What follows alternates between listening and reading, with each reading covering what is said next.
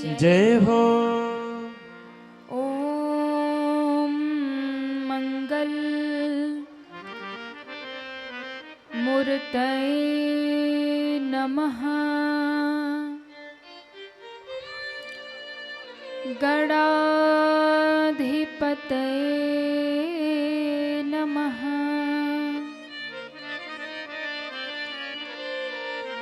अतुलित बलधामं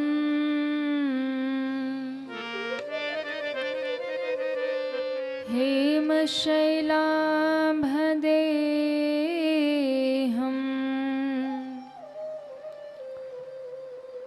दनुजवन कृशानुं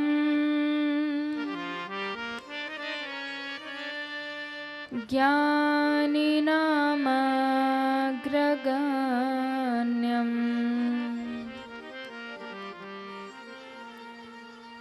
सकलगुणनिधानं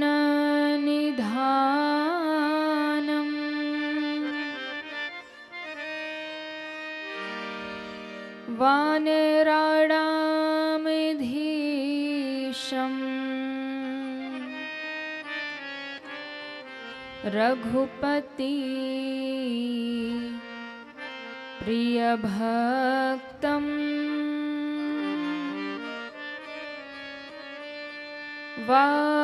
वातजातं नमामि।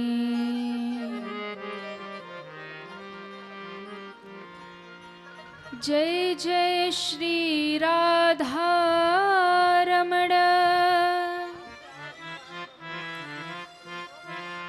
जय जय नवल किशोर, जय गोपी चित चोर प्रभो, जय जय माखन चोर, जय गोपी चित चोर प्रभु, जय जय माखन चोर। कृष्णाय वासुदेवाय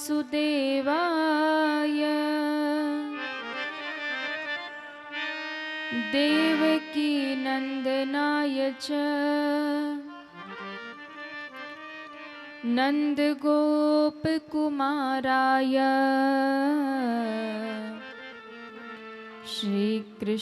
श्रीकृष्णाय वयं नुमः।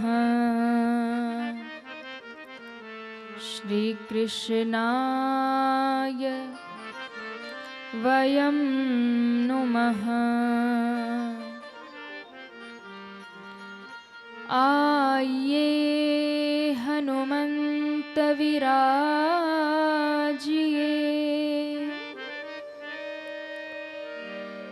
कथा करूं आरंभ, प्रेम सहित गांधीधरों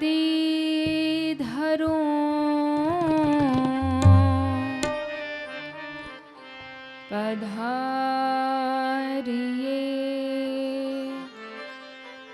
वीर हनुमंत।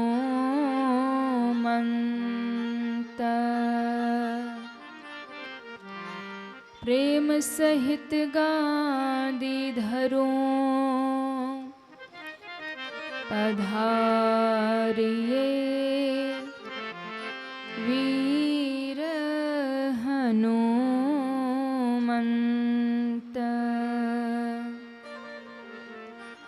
प्रेम से बोलिए श्री राघवेंद्र सरकार की जय हो।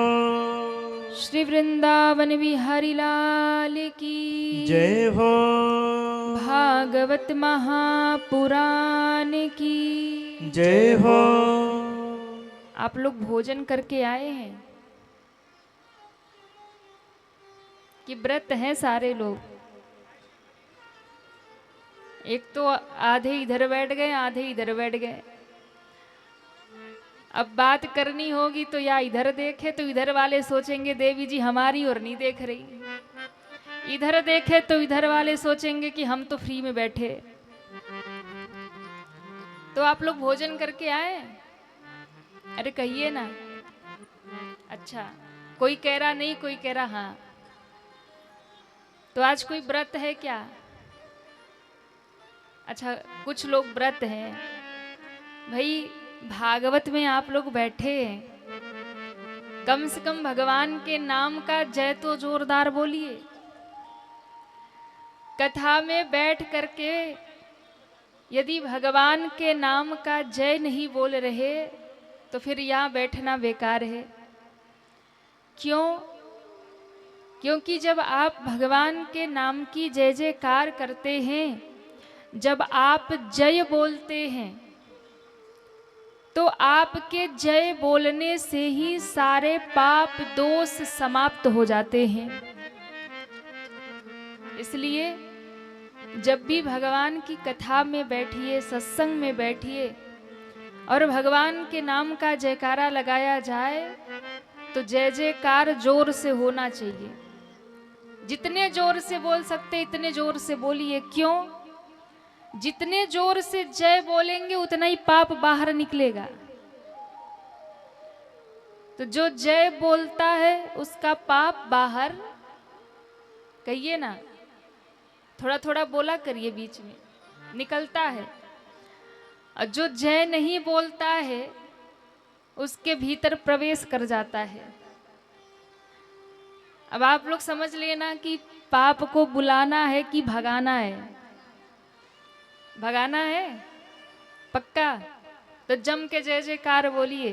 बोले भागवत महापुराण की जय हो, वृंदावन बिहारी लाल की जय हो, कृष्ण कन्हैया लाल की जय हो, श्री व्यास जी महाराज की जय हो, सुखदेव भगवान की जय हो, श्री हनुमान जी महाराज की जय हो, श्री काशी विश्वनाथ की जय हो। नमः पार्वती पतये हर हर महादेव।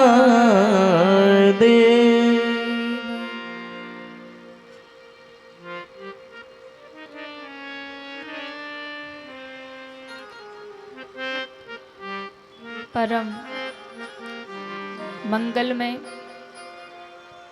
परात्पर अखिलेश्वर अकारण करुणा वरुणालय भक्तवांशा कल्पतरु भगवान श्री सीताराम जी महाराज, श्री राधा माधव सरकार एवं उनका ही दिव्यवांग में स्वरूप श्रीमद् भागवत महापुराण के इस परम पावनी कथा को बारंबार प्रणाम वंदन करते हुए परम अनंत संत वीर बलवंत भक्त शिरोमणि श्री हनुमान जी महाराज के पावन चरणों में बारंबार वंदन करते हुए पूज्य श्री सद्गुरु देव जी महाराज के चरणों में बारंबार वंदन करते हुए कथा प्रांगण में विराजमान भक्ति शक्ति स्वरूपा माताएं, बहनें, भाई लोग, उपस्थित समस्त भगवत कथानुरागी श्रद्धालु श्रोता भक्तजन, आप सभी को व्यासपीठ की ओर से बहुत बहुत साधुवाद देते हुए पधारे हुए सभी भक्तों का व्यासपीठ की ओर से बहुत बहुत स्वागत और अभिनंदन। सिया राम मैं सब जग जानी, करहूँ प्रणाम जोर जुग पानी के पावन भाव से आप सभी के हृदय में विराजमान अपने आराध्य श्री भगवान को बारंबार प्रणाम करते हुए जिनके माध्यम से इस पावन धरती पर ये मंगलमयी उत्सव, ये दिव्य कथा यहाँ उपस्थित हुआ, ऐसे कथा के मुख्य यजमान श्री राजा राम चौरसिया व आपकी धर्मपत्नी श्रीमती कांति देवी, श्री मनोज कुमार चौरसिया, श्रीमती रीता चौरसिया, श्री मनोरित चौरसिया, श्री पृथ्वीराज चौरसिया, श्री राकेश कुमार चौरसिया, श्री सुजीत कुमार चौरसिया, साथ में लगा हुआ समस्त परिवार। एक बार सभी के लिए जोरदार तालियां बजाएंगे, जिन्होंने इतना शुभ संकल्प किया और ऐसी दिव्य कथा का आयोजन किया। ऐसे समस्त चौरसिया परिवार को बहुत बहुत साधुवाद। और हमारे बीच में बरहज से जो पहले से कथा से कड़ी जुड़ी और आपके ही माध्यम से ये कथा की गंगा इस धरती पर आई, चौरसिया जी बैठे, आप भी सब परिवार आए, तो आपके लिए एक बार जोरदार ताली बजा दे। आपको भी बहुत बहुत साधुवाद है। और बड़े हमारे और पूज्य महाराज श्री के भी परम स्नेही हैं। हमारे बीच में वस्तुपार से पूर्व आयोजक रह चुके, आपके यहाँ पहले कथा बड़ी मंगलमयी गाई गई, श्री शंभुनाथ दुबे जी प्रधान जी आए, आपके लिए भी जोरदार तालियां बजाए। बहुत बहुत आपका भी स्वागत है, अभिनंदन है। बड़ा ही आनंद इन 7 दिनों में आने वाला है, क्योंकि आप सब इतने प्यारे प्यारे भक्त हैं, ठाकुर जी की कथा गाएंगे और साथ में पूर्व में जो भी कथाएं हुई है वहाँ के लोगों से भी मिलना होगा, सब आएंगे, आनंद होगा। आप सभी का इस कथा में बहुत बहुत स्वागत है। आइए, आज तो प्रथम दिवस है और बड़ी दिव्य यात्रा भी, कलश यात्रा भी बड़ी भव्य निकाली गई। बड़ा आनंद हुआ। भागवत जी की पोथी को लेकर के हम सभी ने मंगलमय कलश यात्रा को संपन्न किया। कथा का शुभारंभ करें उससे पूर्व हम और आप सभी बड़े प्रेम से, बड़े भाव से भगवान के पावन नाम का गान करेंगे। तत्पश्चात हम सभी कथा को प्रारंभ करेंगे। तो सभी बड़े प्रेम से, बड़े भाव से तालियां बजाते हुए भगवत नाम गाएंगे। श्री कृष्ण गोविंद हरे मुरारी, हे नाथ नारायण वासुदेवाय। श्री कृष्ण गोविंद हरे मुरारी, हे नाथ नारायण वासुदेवाय। श्री कृष्ण गोविंद हरे मुरारी, हे नाथ नारायण वासुदेवाय। श्री कृष्ण गोविंद हरे मुरारी, हे नाथ नारायण वासुदेवाय। हे नाथ नारायण वासुदेवाय। हे नाथ नारायण वासुदेवाय। हे नाथ नारायण वासुदेवाय। हे नाथ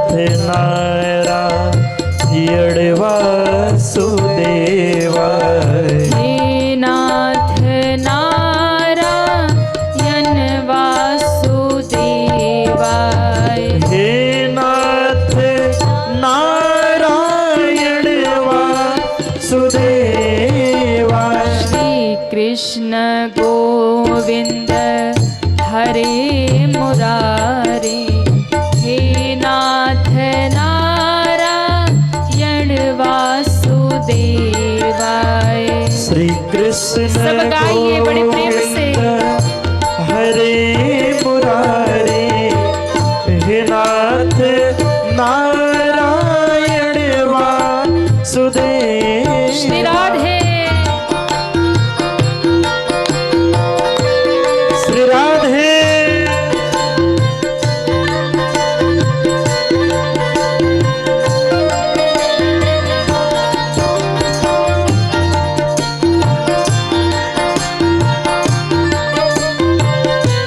हरि बोल।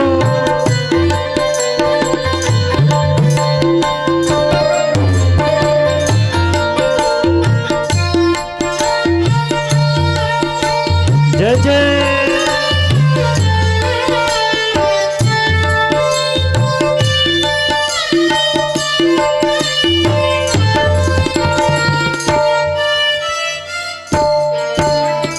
गोविंद मेरी यह प्रार्थना है, गोविंद मेरी यह प्रार्थना है, गोविंद मेरी यह प्रार्थना है, गोविंद मेरी यह प्रार्थना है। भूलूं ना मैं कभी नाम तुम्हारा, भूलो ना मैं कभी नाम तुम्हारा, निष्काम हो के दिन रात गाऊं, निष्काम हो के दिन रात गाओ। हे नाथ नारायण वासुदेवाय, निष्काम हो के दिन रात गाओ। हे नाथ नारायण वासुदेवा। श्री कृष्ण गो श्री राधे हरे मुरारी, हे नाथ नारायण वासुदेवाय, श्री कृष्ण गोविंद हरे मुरारी, हे नाथ नारायण वासुदेव। सभी दोनों हाथ उठा के तालियां बजाते हुए हरि बोल। श्री राधे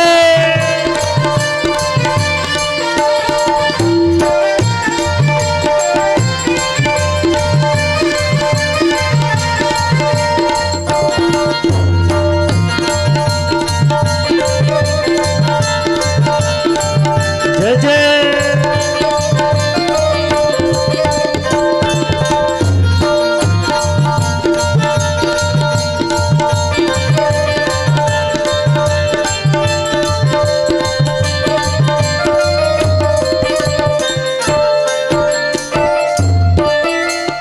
देहांत काले तुम सामने हो, देहांत काले तुम हे हरि। सामने हो। देहांत काले तुम सामने हो, देहांत काले तुम सामने हो। बंशी बजाते मन को लुभाते, बंसी बजाते मन को लुभाते। आता यही मैं तननाथ त्यागूं, गाता यही मैं तननाथ त्यागो। हे नाथ नारायण वासुदेवाय, हे नाथ नारायण वासुदेवा। श्री कृष्ण गोविंद हरे मुरारी, हे नाथ नारायण वासुदेवाय, श्री कृष्ण गोविंद हरे मुरारी, हे नाथ नारायण वासुदेवा। हे नाथ नारायण वासुदेवाय, हे नाथ नारायण वासुदेवा। हे नाथ नारायण वासुदेवाय, हे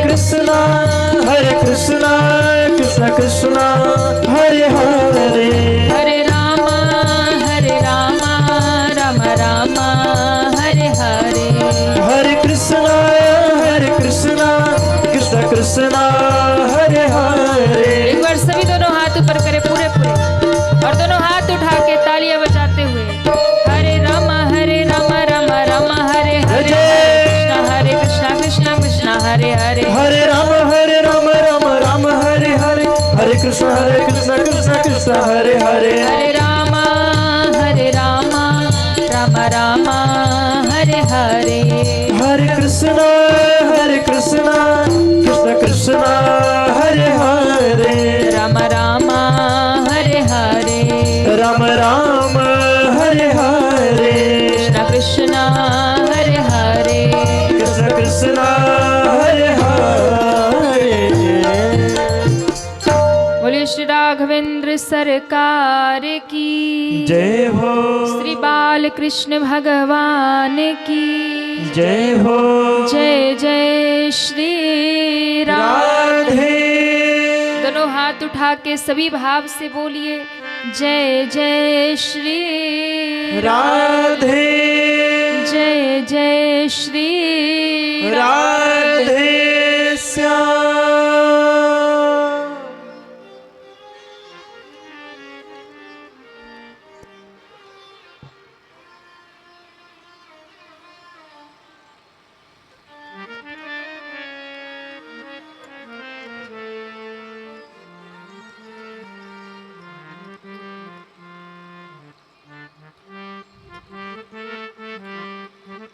हम सभी का आज बड़ा ही सौभाग्य है जो कि इस परम मंगलमयी परम पावनी बेला में हम सभी को ऐसी मोक्ष प्रदान करने वाली पुण्यदायी श्रीमद् भागवत की कथा प्राप्त हो रही है। जब भगवान की अति कृपा किसी जीव पर बरसती है, थोड़ी बहुत कृपा नहीं, अच्छा थोड़ी कृपा होगी तब क्या होगा? अगर भगवान की थोड़ी कृपा हो जाएगी तो आप मंदिर चले जाओगे। भगवान ने अगर थोड़ी सी कृपा कर दी तो आप घर में सत्यनारायण भगवान की कथा सुन लोगे। भगवान ने थोड़ी सी कृपा कर दी तो आप गौ सेवा करेंगे, संत सेवा करेंगे, ब्राह्मण सेवा करेंगे। लेकिन जीवन में जब अति कृपा मिलती है तब जाकर के ऐसा सत्संग, ऐसे श्रीमद् भागवत कथा का आयोजन होता है। जब बहुत बड़ी कृपा मिलती है, जब पितृ प्रसन्न होते हैं, पितरों का आशीर्वाद मिलता है, जब आप पर भगवान प्रसन्न होते हैं, जब आपके जन्म जन्मांतर के पुण्य जब उदित होते हैं, तब आपके हाथों से ऐसा भागवत का संकल्प होता है, तब आपके हाथों से ऐसा कार्य होता है, ऐसा सत्संग, ऐसी भागवत की कथा तब आपको प्राप्त होती है जब अति कृपा। इसलिए तो गोस्वामी जी मानस में कहते हैं, अति हरि कृपा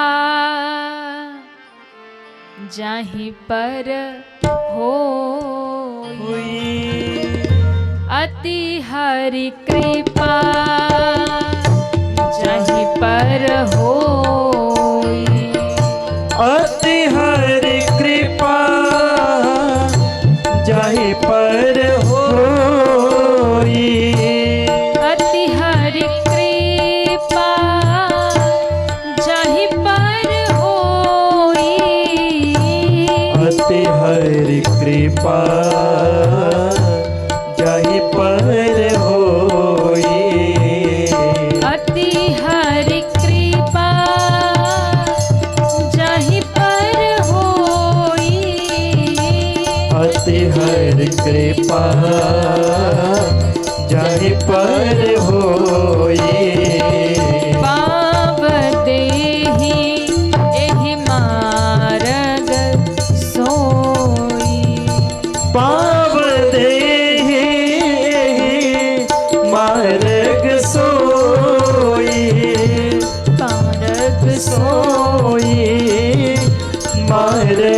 सोई, मार्ग सोई।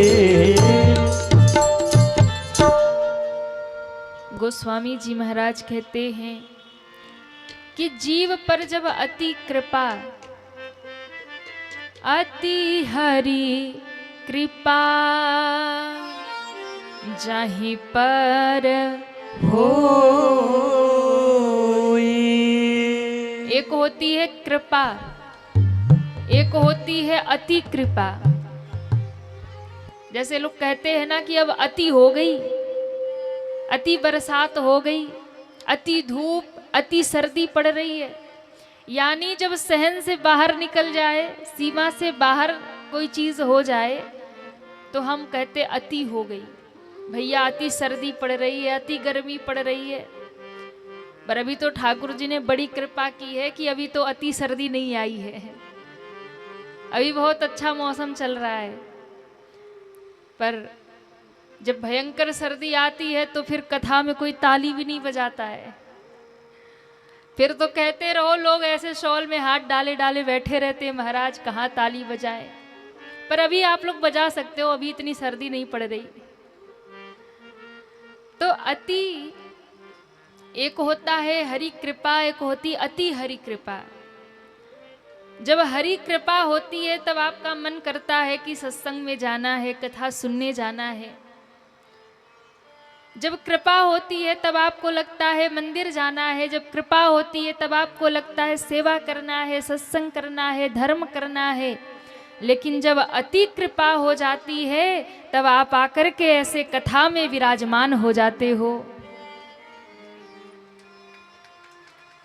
अच्छा, ताली सोच सोच के बजा रहे हैं, नहीं सोचना नहीं है। जब मन में आए ना भाव तो जम के बजा लिया करो। और अभी तो सर्दी अति वाली नहीं है कि आप शॉल से हाथ बाहर निकालने में सोचो कि चलो जैकेट में हाथ डाले तो बाहर निकालने में मुश्किल है। तो भगवान की जब अति कृपा होती है तो ऐसी कथा मिलती है। और आज निश्चित रूप से हम सभी पर और इस चौरसिया परिवार पर भगवान की अति कृपा हुई है, जो ऐसा दिव्य उत्सव हम सभी के बीच में उपस्थित हुआ। श्रीमद् भागवत की ये परम पावनी कथा जो जीव को भगवान से मिलाती है, जीव को मुक्ति प्रदान करती है, ऐसी परम पावनी परम पुण्यमयी भागवत की कथा हम और आप सभी श्रवण करने के लिए यहाँ विराजमान हैं। श्रीमद् भागवत महापुराण, जिसमें भगवान को वंदन किया गया सत्य स्वरूप में। किस स्वरूप में? सत्य स्वरूप में। यहाँ किसी भी भगवान का नाम नहीं लिया कि नहीं राम जी को प्रणाम कर रहे या कृष्ण को प्रणाम कर रहे या महादेव जी को प्रणाम कर रहे, किसी का नाम नहीं लिखा। किसको प्रणाम किया?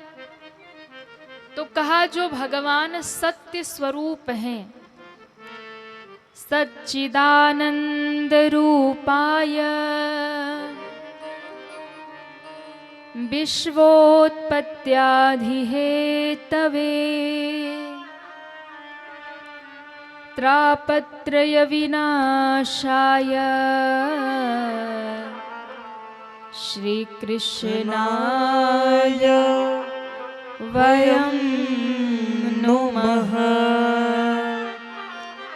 श्री कृष्णाय वयं नुमः। भगवान का जो स्वरूप है वो 3 बताया गया है। कौन कौन सा स्वरूप है भगवान का? तो कहा सबसे पहले भगवान को कहा गया सत्य, यानी भगवान सत्य स्वरूप हैं। इस संसार में जो भी घटित हो रहा है या जो भी आप खुली आंखों से देख रहे हैं, ये सब सत्य नहीं है। अब आप कहेंगे कि महाराज सत्य कैसे नहीं है? हम बैठे हैं, कथा सुन रहे हैं, हमारा शरीर चल रहा है, हम मकान बना रहे, दुकान बना रहे, हम बिजनेस कर रहे हैं, व्यापार कर रहे, जॉब कर रहे, दुनिया का हर काम कर रहे। ये क्या सब झूठा है? ये हमारा शरीर जो चल रहा है, फिर रहा है, खा रहा है, पी रहा है,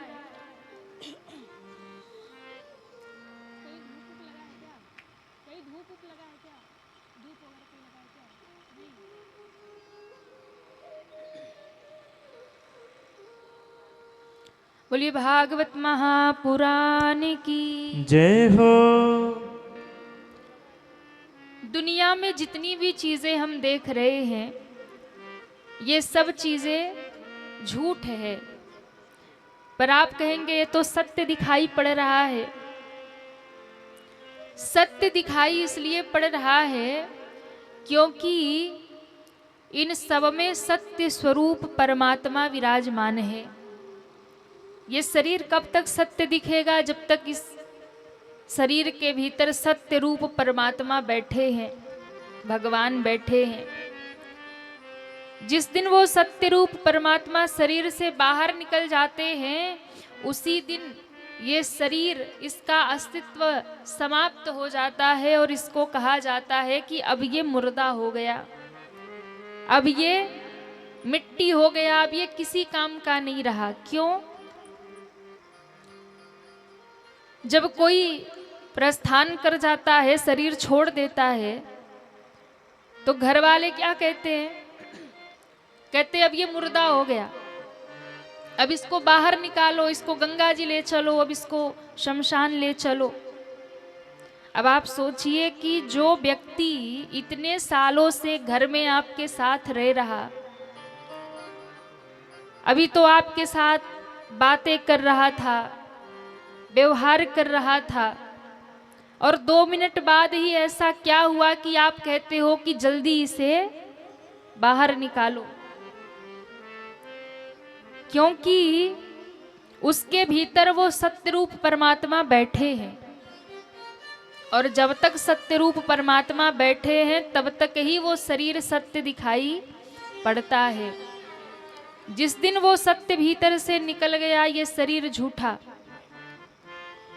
उसी प्रकार ये दुनिया भी सत्य तब तक दिखाई पड़ रही है जब तक भगवान बैठे हैं। जिस दिन भगवान ने इसे छोड़ दिया, उसी दिन सृष्टि में प्रलय हो जाएगा। इसलिए जितना भी हम देख रहे हैं, ये सत्य नहीं है, सत्य प्रतीत हो रहा है। जैसे जब आप सोते हैं तो स्वप्न देखते हैं, और जब आप नींद में स्वप्न देख रहे हैं तो आपको स्वप्न ही सत्य प्रतीत हो रहा है, आपको सपना ही सत्य लग रहा है, आप उसमें जी रहे हो। जैसे कोई व्यक्ति झोपड़ी में सो रहा है, पानी का व्यवस्था करो, और वो झोपड़ी में सो करके स्वप्न देख रहा है कि भैया हम तो बहुत बड़े फैक्ट्री के मालिक हो गए, बहुत बड़ा व्यापार है, बहुत बड़ा बिजनेस है, बहुत बड़ा हमारा राजभवन बन करके तैयार है, अब हमें भीख मांगने की आवश्यकता नहीं है, अब तो हम राजा बन गए हैं। स्वप्न में वो अपने आप को राजा देख करके बड़ा खुश हो रहा है, बड़ा महल हो गया, बड़े नौकर चाकर हो गए, बड़ा धन हो गया। स्वप्न में वो बड़ा सुखी है, बड़ा प्रसन्न है, और तब तक बगल में कुत्ता ने भौंकना शुरू किया रात को। जो कुत्ता भूखने लगा, सोई आंख खोली और देख रहा कि अपनी झोपड़ी में बैठा है। उसको लगा भैया अभी तो मैं राजा बन गया, राजमहल में बढ़िया घूम रहा था, कहाँ गया महल, कहाँ गई वो राजपाट। तब याद आया वो तो सपना था, वास्तव में कुछ नहीं मिला। लेकिन उतने समय उसको सुख हुआ स्वप्न में, वही सत्य लगा कि मैं राजा बन गया, राजमहल मिल गया। ठीक उसी प्रकार से ये संसार भी सत्य प्रतीत होता है। जब तक मोह की निद्रा में सोए हैं तब तक लगेगा दुनिया सत्य है, संसार सत्य है, शरीर सत्य है। पर भैया वास्तव में इस संसार में सब कुछ ही झूठा है, शरीर भी झूठा है। एकमात्र अगर कुछ सत्य है तो वो केवल और केवल मेरे भगवान सत्य है। केवल और केवल एकमात्र भगवान सत्य है। क्यों? क्योंकि जब हम और आप यहाँ नहीं थे तब भगवान थे, हम और आप आज हैं तो भी भगवान हैं, और कल जब हम और आप नहीं रहेंगे तो अगर कोई बचेगा तो वो एकमात्र केवल और केवल भगवान ही बचेंगे। उनके सिवा और कोई नहीं बचने वाला। उनका अस्तित्व कभी समाप्त नहीं होता, और सत्य वही है जो कभी मिटता नहीं, जो कभी समाप्त नहीं होता। सत्य वही है जो कभी मिटता नहीं। झूठ मिटता है, झूठ का कोई अस्तित्व नहीं होता है। और ये संसार झूठा है, शरीर झूठा है, इसलिए इसका कोई अस्तित्व नहीं है। अवस्था बदलती रहती है संसार में, जीव की, हर व्यक्ति की अवस्था बदलती रहती है। हर एक क्षण जो बीत रहा है ना, हमें लगता है हम बड़े हो रहे हैं, हम युवा हो रहे हैं। नहीं, हर एक क्षण जो बीत रहा है हम मृत्यु की ओर आगे बढ़ रहे हैं, हम अपने विनाश की ओर आगे बढ़ रहे हैं। धीरे धीरे हम अपनी मृत्यु की ओर बढ़ रहे हैं, विनाश की ओर आगे बढ़ रहे हैं। तो सत्य प्रतीत हो रहा है पर सत्य है नहीं। भगवान का नाम सत्य है और भगवान सत्य हैं, जो पहले थे, आज हैं और आगे भी रहेंगे। दुनिया में हर एक क्रम बदलता है, झूठ ज्यादा देर टिकता नहीं है और सत्य सदैव उपस्थित रहता है।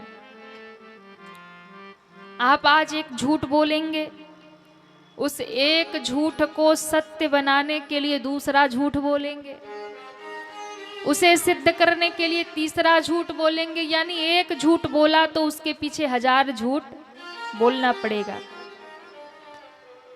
लेकिन आप चाहे घर में झूठ बोल लो, पत्नी से झूठ बोल लो, बेटे से झूठ बोल लो, दुनिया में झूठ बोल लो, पर भगवान के सामने जाकर कोई झूठ बोल सकता नहीं है। बोल सकता है क्या? हाँ या ना? अरे कहिए ना। नहीं, भगवान के सामने अब प्रभु आप तो जानते ही हो, हाँ, जो बात पत्नी को भी नहीं पता है वो भगवान को पता है। प्रभु आप तो जानते ही हो, अब आपसे क्या छिपा है। पर कलयुग का आदमी तो भगवान से भी झूठ बोल लेता है, कलयुग का व्यक्ति तो भगवान से भी झूठ बोल लेता है। रहेंगे कुछ, बनेंगे कुछ, पर उसे भूल जाता है कि भगवान तो वो हैं जो हमको बनाए हैं और हम उनसे ही झूठ बोल रहे, तो कहाँ तक छिपेंगे? क्योंकि वो सत्य है ना, उनके सामने आपका झूठ भी प्रकट है।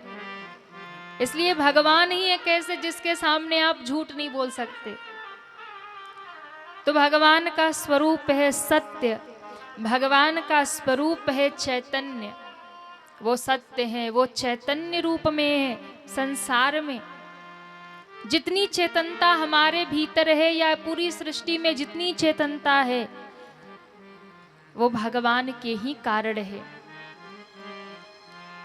जितने भी आविष्कार हो रहे, जितने भी निर्माण हो रहे, जितनी भी चीजें दुनिया में नई नई हो रही है ना, उन सब में भगवान ही निवास कर रहे हैं, वही चैतन्य रूप में बैठे हैं। तब नई नई खोजें हमारे बीच में हो रही है। तो भगवान सत्य हैं, चैतन्य हैं, और मैं कहूँ भगवान आनंद भी है। किसको किसको आनंद चाहिए वो हाथ उठाए। जो हाथ नहीं उठा रहे उनको नहीं चाहिए। अच्छा देखो, हम लोग सुख के लिए ही तो सारी दुनिया घूमते। किस लिए? आनंद मिल जाए, सुख मिल जाए। मन उब गया, चलो कहीं घूम के आते, क्यों? आनंद मिलेगा। चलो घूम के आते हैं, क्यों? आनंद मिलेगा। नए वस्त्र पहन रहे हैं, नए नए वस्त्र ला रहे, क्यों? पहनकर आनंद मिल रहा है। गहने ला रहे, पहन रहे, आनंद मिल रहा है। दुनिया में जितनी भी चीजें कर रहे सब आनंद के लिए। लेकिन ये तो छोटा आनंद है, ये 2 ही मिनट में समाप्त होने वाला है। अगर सच्चा आनंद चाहिए और ऐसा आनंद चाहिए जो जीवन में कभी समाप्त ना हो। क्यों? कहीं घूमने जाते हैं, घूम लिया, आनंद आया, घर आए फिर भूल गए, फिर से दुखी हो गए। नया वस्त्र लाए, पहन के प्रसन्न हुए और फिर दुखी हो गए। नया घर बनवाया, 1-2 साल प्रसन्न रहे, फिर दुखी हो गए। तो दुनिया का आनंद जो होता है वो थोड़े समय का होता है, थोड़े समय में समाप्त हो जाता है। तो दुनिया में यदि आप आनंद ढूंढोगे तो वो थोड़े थोड़े समय में समाप्त हो जाएगा। लेकिन परमानेंट आनंद किसको किसको चाहिए वो हाथ उठाओ। वाह, परमानेंट आनंद चाहिए। हमेशा आनंद में रहो, हमेशा प्रसन्न रहो, सुख कभी जाए ही नहीं। तो भैया ऐसा आनंद तो केवल और केवल ठाकुर जी के चरणों में ही मिलेगा। ऐसा आनंद जो कभी समाप्त नहीं होता, ऐसा आनंद जो कभी मिटता नहीं है। अगर वो आनंद चाहिए तो भगवान के चरणों में आ जाओ, भगवान की शरण में आ जाओ, क्योंकि भगवान स्वयं आनंद है। जो भगवान के चरण पकड़ लेगा उसके जीवन से कभी भी आनंद समाप्त ही नहीं होगा, कभी समाप्त नहीं होगा। भगवान क्या है? जो आनंद सिंधु सुख राशि, जो आनंद सिंधु सुख राशि, सीकर त्रैलोक सुपासे, सीकर त्रैलोक सुपासे। जो आनंद सिंधु सुख राशि, जो आनंद सिंधु सुख राशि, सीकर त्रैलोक सुपासे, सीकर त्रैलोक सुपासे, त्रैलोक सुपासे, त्रैलोक सुपासे। भगवान के लिए कहा गया जो आनंद सिंधु सुख राशि। भगवान आनंद स्वरूप हैं और सुख की राशि हैं। भगवान आनंद के समुद्र हैं। क्या है? कहिए ना, समुद्र हैं। अच्छा, नदी भी सूख जाएगी, तालाब भी सूख जाएगा, पर समुद्र कभी सूखने वाला नहीं है। नदी का पानी भी समाप्त हो सकता है, तालाब का पानी भी समाप्त हो सकता है, पर समुद्र के किनारे पहुंच गए तो अथाह जल मिलेगा, वो कभी समाप्त नहीं होगा। तो दुनिया का जो सुख है ना, किसी के पास तालाब जितना है, किसी के पास नदी जितना है, और किसी के पास आपके घर में जो पानी की टंकी लगी है ना, सुबह शाम खत्म हो जाती है, किसी के पास उतना ही सुख है। फिर खत्म होती है, फिर भरते हो, फिर खत्म होती, फिर भरते हो।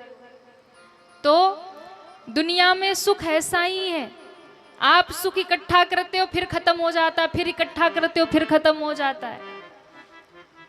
तो पानी टंकी में जितना वो पानी आता है, किसी के पास उतना सुख है, किसी के पास तालाब जितना सुख थोड़ा ज़्यादा है, किसी के पास उससे भी ज़्यादा है, नदी जितना है, लेकिन ये सब समाप्त होता है।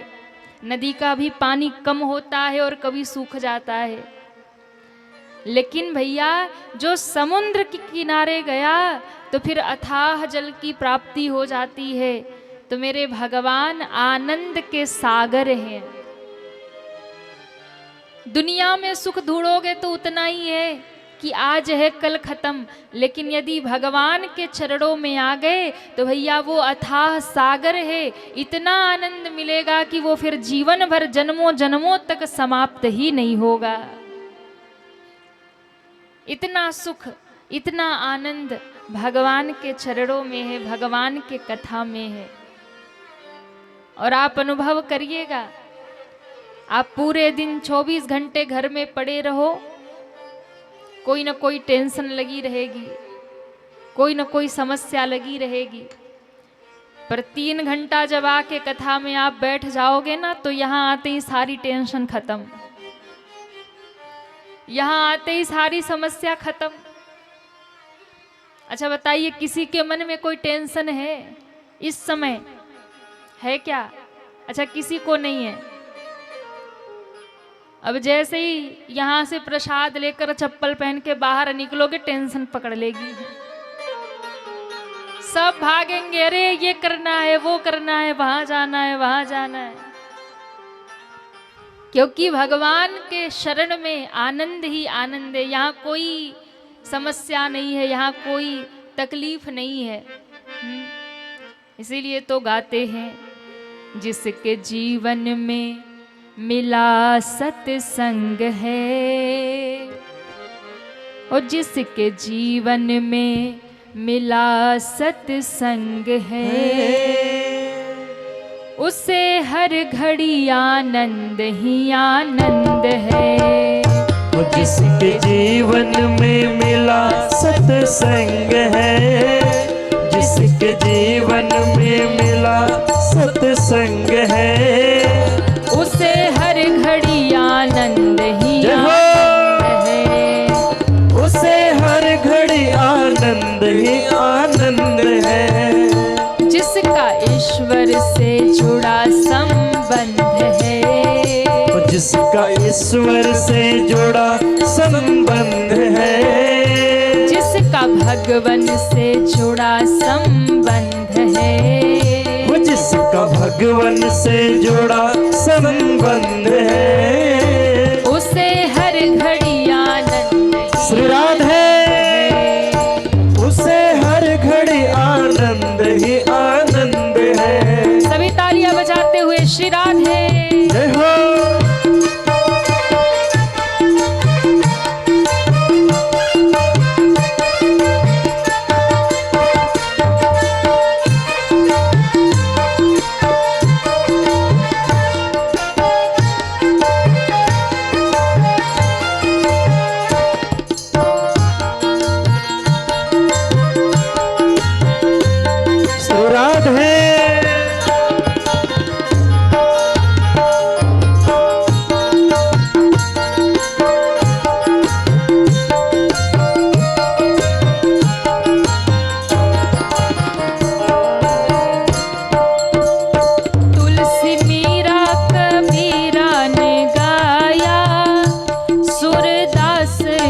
दर्शन पाया। तुलसी मीरा कबीरा ने गाया, सूरदास ने दर्शन पाया। तुलसी मीरा कबीरा ने गाया, सूरदास ने दर्शन पाया। वो तुलसी मीरा कबीरा ने गाया,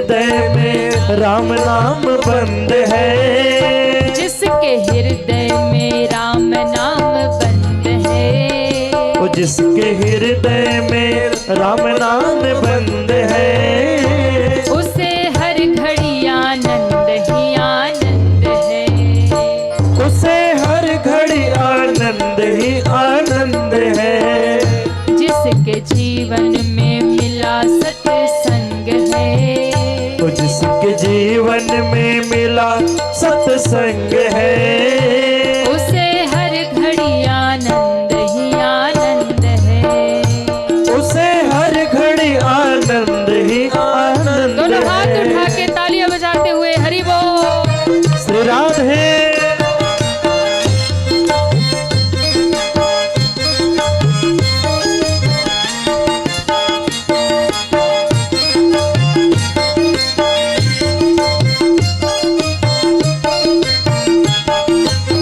हरि बोल।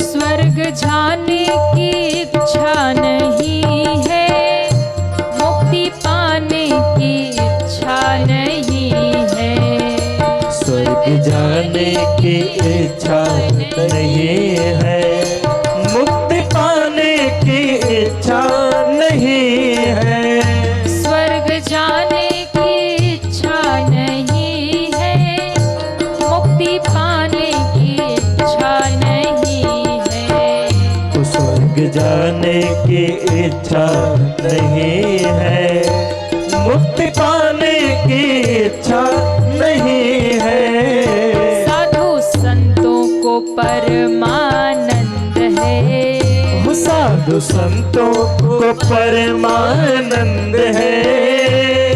महात्मा लोग क्या कहते हैं? अच्छा, यहाँ किसको किसको स्वर्ग चाहिए वो हाथ उठाइए। देखो, स्वर्ग जो है ना वो कैसा है, मान लो 5 स्टार होटल है। क्यों? वहां आप जाएंगे, जब तक बैंक बैलेंस है तब तक खूब सेवा होगी, और पैसा खत्म तो फिर वहां से धक्के दे के बाहर, सेवा खत्म। स्वर्ग में भी जाओगे ना, जब तक पुण्य की पूंजी है तब तक खूब सेवा होगी, पुण्य खत्म, धक्का दे के धरती में भेज दिए जाओगे। और संत महात्मा क्या कहते हैं? संत महात्मा कहते हैं हमें तो ना स्वर्ग चाहिए ना मुक्ति चाहिए। स्वर्ग में जब तक पुण्य है तब तक रहोगे, फिर धक्का दे देंगे, धरती पे आ जाओगे, पुण्य खत्म, धरती पे आ गए, फिर से पाप पुण्य पीछे लग गया। पाप करोगे नरक, पुण्य करोगे स्वर्ग, भक्ति करोगे, भजन करोगे तो मुक्ति। पर महात्माओं से किसी ने पूछा कि स्वर्ग तो आपको चाहिए नहीं तो मुक्ति ले लो। महात्माओं ने कहा मुक्ति की भी इच्छा नहीं है। क्यों? हमें तो केवल भक्ति की इच्छा है। हर जन्म भगवान के भक्त बने, भक्ति करे, कथा सुने, सत्संग करे, जहाँ जहाँ महात्मा बैठकर हरि का गुण गाए, हम वही बैठकर आनंद करें। हाँ? इसलिए स्वर्ग जाने की इच्छा नहीं है, मुक्ति पाने की इच्छा नहीं है, स्वर्ग जाने की इच्छा नहीं है, मुक्ति पाने की इच्छा नहीं है, साधु संतों को परमानंद है, वो साधु संतों को परमानंद है, ऐसे नहीं, सभी दोनों हाथ उठाइए और तालियां बजाते हुए।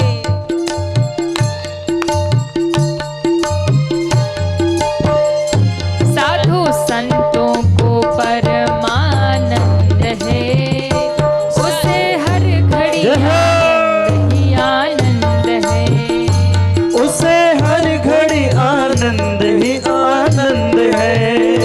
जिसके जीवन में मिला सत्संग है, जिसके जीवन में मिला सत्संग है, उसे हर घड़ी आनंद ही आनंद है, उसे हर घड़ी आनंद ही आनंद है। श्री राधे।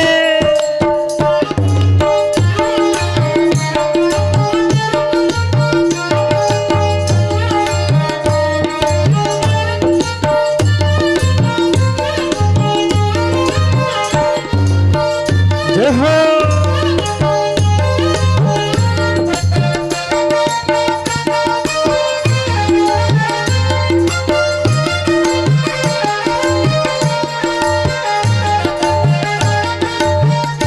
जय जय।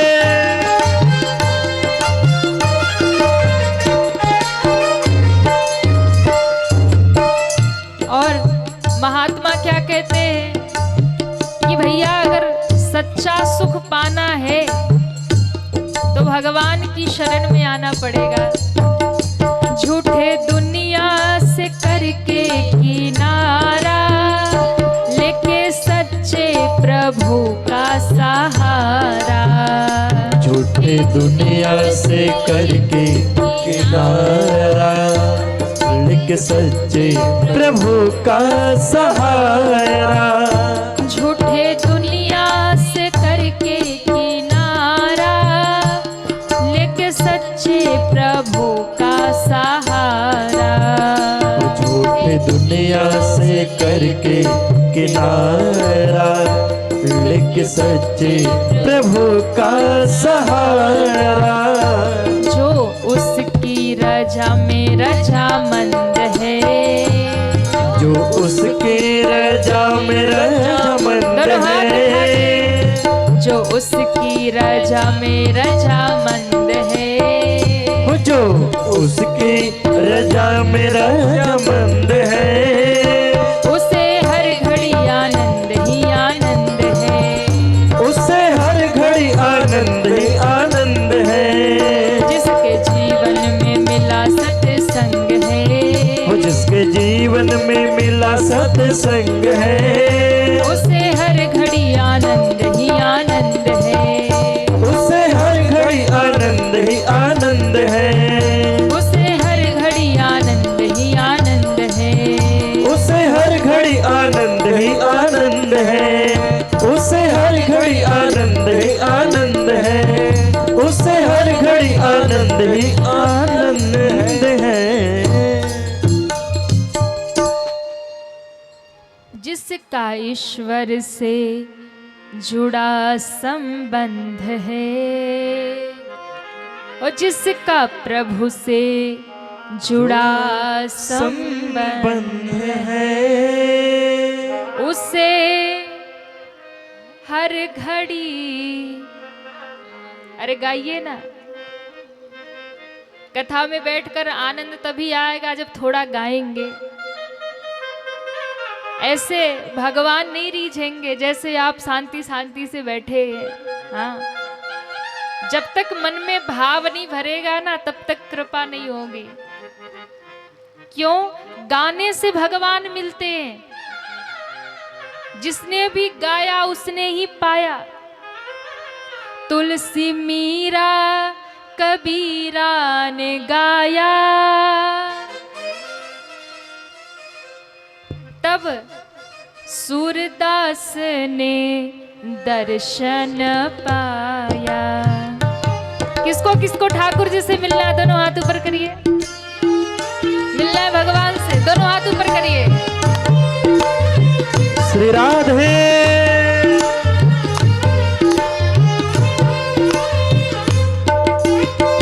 हरि बोल। श्री राधे।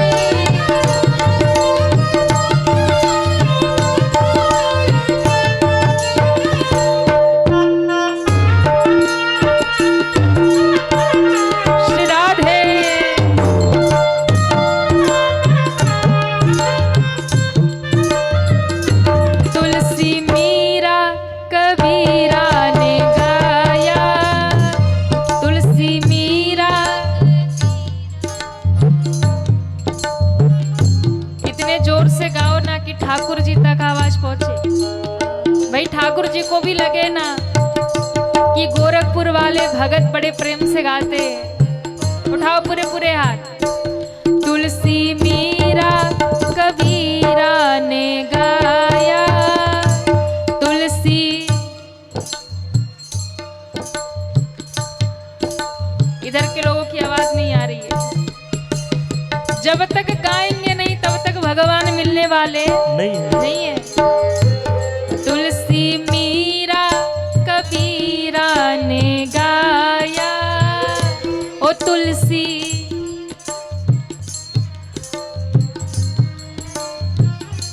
सूरदास ने दर्शन पाया, सूर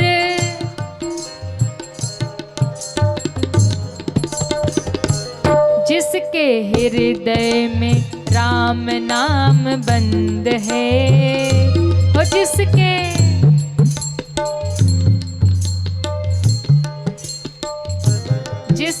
हृदय में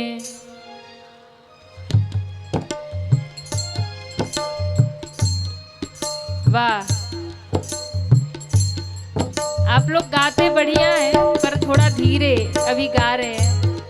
कोई बात नहीं, अभी तो पहला दिन है ना, पहला दिन, और थोड़े आज यात्रा में थके भी हैं आप लोग, हम समझ रहे हैं, पर कोई बात नहीं। ठाकुर जी हृदय का भाव सुनते हैं। उठाओ पूरे पूरे हाथ। जिसके हृदय में राम नाम बंद है, हो जिसके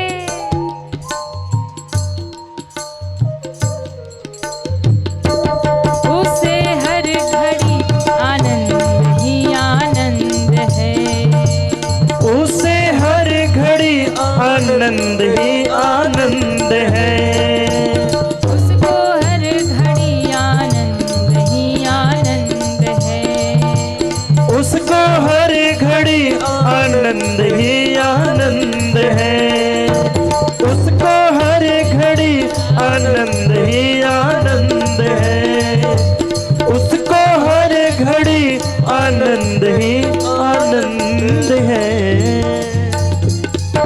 बोलिए भागवत महापुराण की जय हो, कृष्ण कन्हैया लाल की जय हो। तो भगवान आनंद स्वरूप है।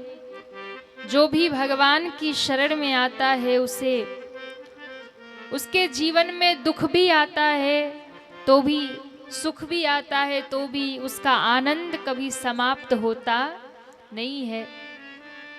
तो भगवान, ऐसे भगवान जो सत्य भी है, चैतन्य भी है और आनंद स्वरूप है, ऐसे सच्चिदानंद भगवान को प्रणाम किया गया। बोले सच्चिदानंद भगवान को जय हो। ऐसे सच्चिदानंद भगवान जो दुनिया को बनाते भी हैं, दुनिया को चलाते भी हैं और समय आने पर दुनिया को मिटाते भी हैं।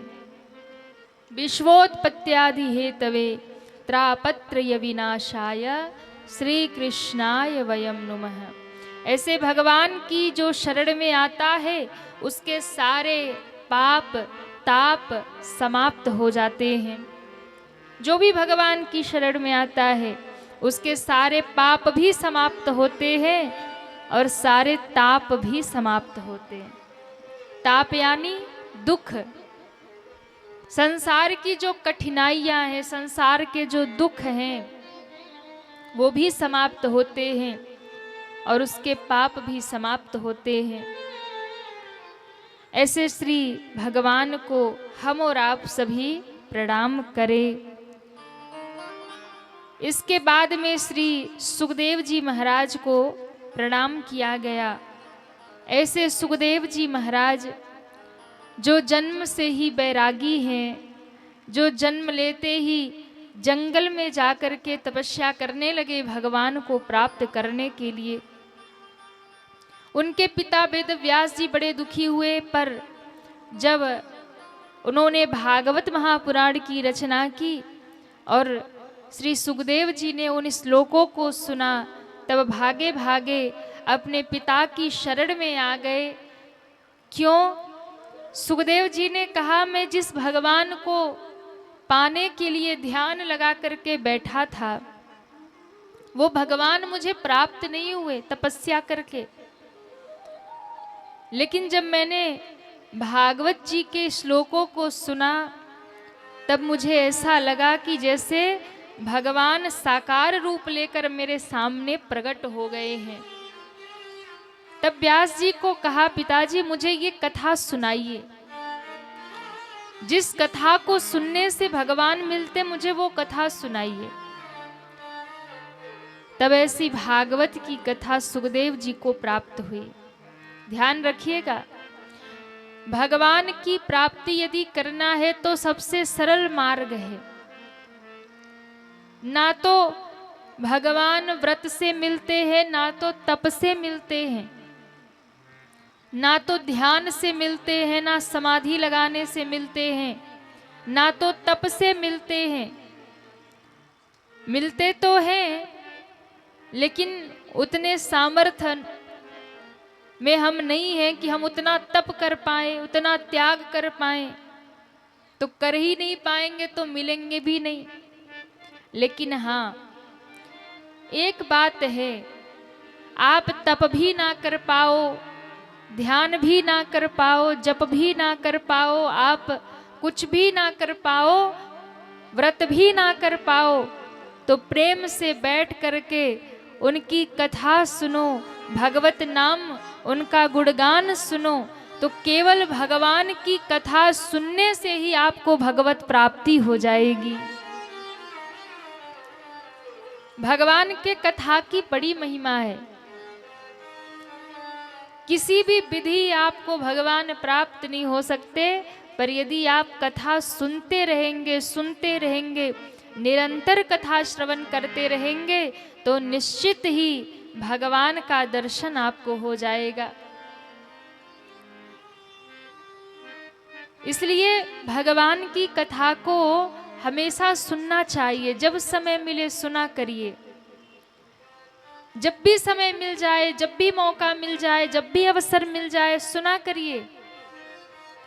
क्योंकि भैया कथा भगवान की ऐसी औषधि है जो आपको कलयुग के पाप से, ताप से, संताप से बचाएगी और आपको भगवान से मिला देगी। ये कथा की महिमा है। और इस कलयुग में भी कथा के माध्यम से भगवान मिल जाते हैं। आप जप करेंगे, तप करेंगे, साधन करेंगे, कितना कर पाएंगे और कितना प्रभु को प्राप्त कर पाएंगे उसकी गारंटी नहीं है। लेकिन एक काम हो सकता है, वो है कथा का श्रवण। वो आप कर सकते हो। और यदि आपने सच्ची श्रद्धा से कथा का श्रवण किया, कथा का आश्रय लिया, तो निश्चित रूप से कथा में ही आपको भगवत प्राप्ति हो जाएगी, कृष्ण का दर्शन हो जाएगा। और आप देखना, इन 7 दिन में भी किसी न किसी को अनुभव होगा। जो जितने भाव से सुनेगा उसको उतना अनुभव होगा। जो जितनी श्रद्धा से यहाँ बैठेगा उसको उतने अनुभव में भगवान आएंगे। आपको कभी न कभी ऐसा मन में भाव जगेगा कि जैसे भगवान मेरे सामने ही लीला कर रहे हैं। आपको ऐसा लगेगा जैसे भगवान का स्वरूप मेरे सामने ही प्रकट हो गया है। कभी कथा सुनते सुनते आपको मन में भाव जगे ना, तो समझ लेना कि ठाकुर जी हृदय में निवास कर रहे हैं। एकमात्र कथा ही ऐसा है जो कलयुग के जीव को भी भगवान का दर्शन करा सकता है। और कोई साधन नहीं। मंदिर में भी आप जाओगे ना तो भी दर्शन नहीं कर पाओगे, कोई गारंटी नहीं है। और मैं कहूँ आपको, 90% लोग मंदिर में जाकर के भी भगवान का दर्शन नहीं कर पाते। दर्शन नहीं कर पाते क्यों? क्योंकि मन है ना, मंदिर में जाएंगे तो कहीं मन उलझ जाता है, किसी को देखने लग गए, कौन आया है, कहाँ से आया है। कोई बहुत भाव में डूबा तो उसे देख रहे हैं, कोई बहुत भगवान के सामने बंठन के आया तो उसको देखने लग गए। कभी ये मन में भाव आता है कि प्रभु ये इच्छा पूरी कर दो, और कईयों को तो हमने देखा वो मंदिर में जाएंगे सीधा आंख बंद करके खड़े हो जाएंगे। अरे जब भगवान ही सामने तो आंख बंद करके ध्यान किसका करना है? वहां भी खड़े भगवान की मूर्ति, भगवान का श्री विग्रह सामने भगवान है, आंख बंद किए खड़े हैं। अब न जाने कौन से भगवान का ध्यान कर रहे। तो मंदिर में जाकर के भी दर्शन से आप वंचित रह जाते हो। कभी किसी से पूछ लेना, आप कोई मंदिर से आ रहा हो ना, और पूछ लेना कि भैया बताओ भगवान ने कौन से रंग का वस्त्र पहना है, बता नहीं पाएगा। भगवान ने आज कौन सी पुष्पमाला पहनी थी, कौन से पुष्प चढ़े थे, नहीं बता पाएगा, क्योंकि हमने भगवान का दर्शन किया ही नहीं। तो मैं आपको गारंटी से कहती हूँ, मंदिर में जाकर के भी आप दर्शन नहीं कर पाएंगे, लेकिन अगर कथा में पूरी श्रद्धा से बैठ गए और थोड़ी भी कथा कान में गई तो निश्चित ही आपको कृष्ण का दर्शन हो जाएगा। भगवान आपके अनुभव में आ जाएंगे, निश्चित आ जाएंगे। इसलिए श्री सुखदेव जी ने जब कथा सुनी तो ध्यान समाधि छोड़ करके पिता के पास आ गए। कथा में वो सामर्थ्य है जो भगवान का स्वरूप दिखा सकता है, भगवान का दर्शन करा सकता है, भगवान का अनुभव करा सकता है। बोलिए श्री वृंदावन बिहारी लाल की जय हो। और 88,000 ऋषि नैमिषारण्य में बैठे हैं। श्री सूत जी से प्रश्न किया, महाराज आगे कलयुग आने वाला है, हमें कुछ ऐसी कथा सुनाइए जो हमारा भी उद्धार करे और कलयुग के जीवों का भी कल्याण करे।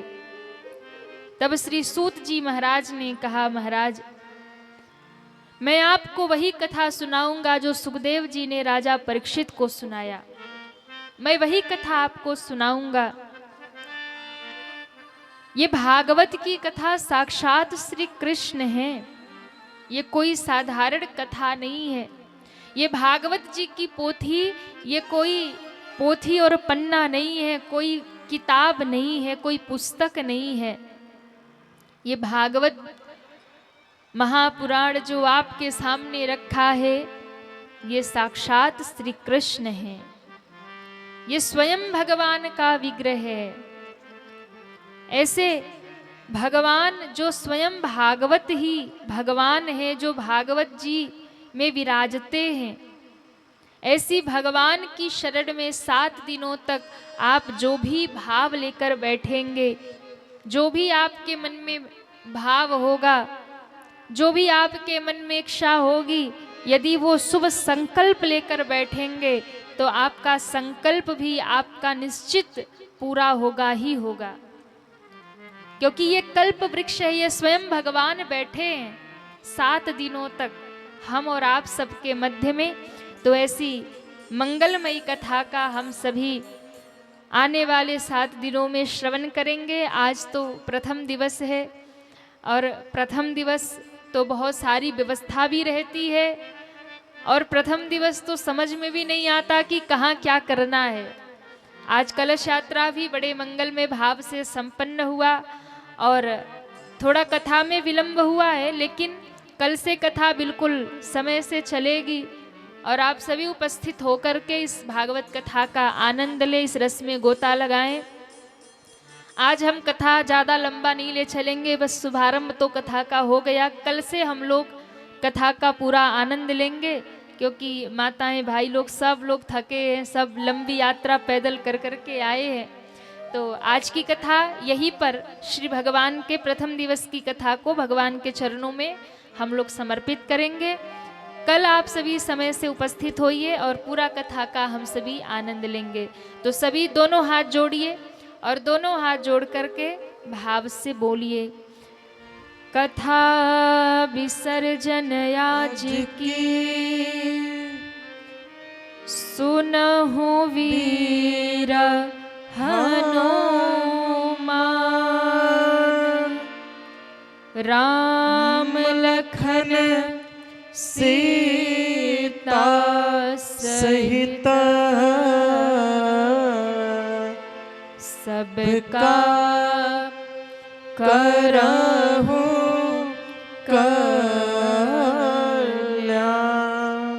बोलिए श्री हनुमान जी महाराज की जय हो, भागवत महापुराण की जय हो, श्री वृंदावन बिहारी लाल की जय हो, श्री हनुमान जी महाराज की जय हो, श्री काशी विश्वनाथ की जय हो।